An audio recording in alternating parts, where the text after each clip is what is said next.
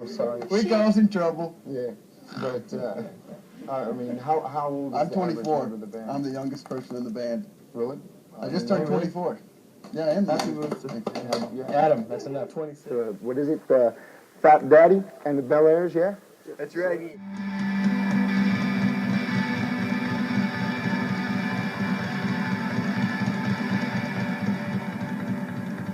I'm talking about my trailer park girls.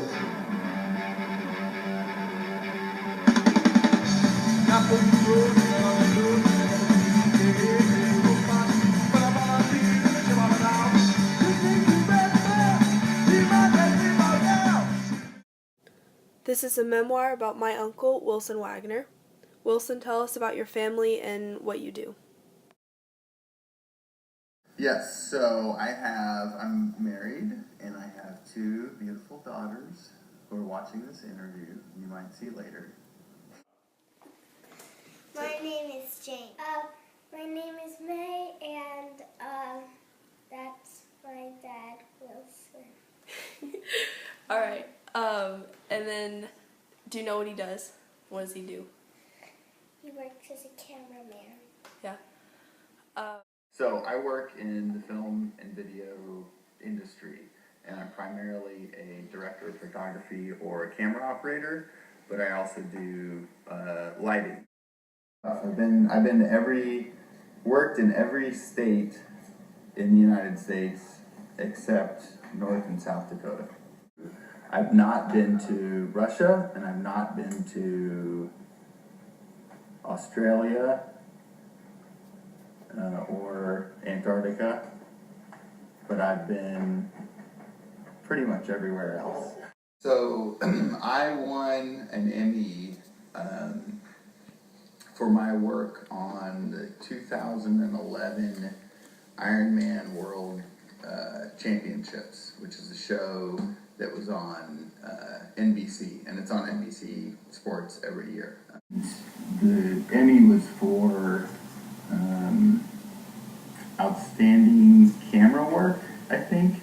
And so basically, when we film the Ironman, there's about, all told, probably 20 camera people that work on it. And it's a one-day race that lasts, you shoot from about 4:30 in the morning until 12:30 past midnight that day.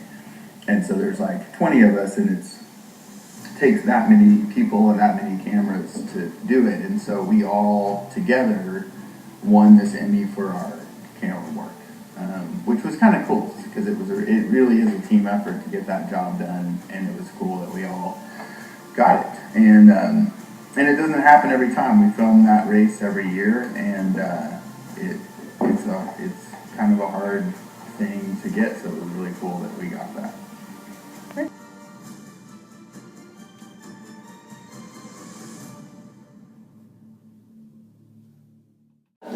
So there was a different project that I worked on, and it was a documentary for PBS called Last Best Hope. It's about a World War II fighter pilot crashing in Belgium and how he got back to safety and the Allies.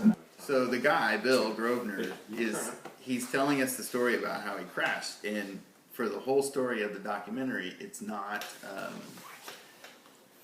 like this big wow important thing. So he's saying in his old guy West Texas voice that he's like, so he was on his assignment, he flew a fighter and he would protect the bombers, right?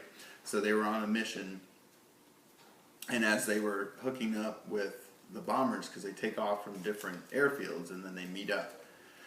So as they're getting together, and this is just him telling his story, he's like, oh, we were about 25,000 or 30,000 feet, and we were on oxygen, and my engine just kept dying. But he didn't crash because his engine was dying. And he was just talking about like, oh, this is no big deal. So he's at 30,000 feet and his engine cuts out.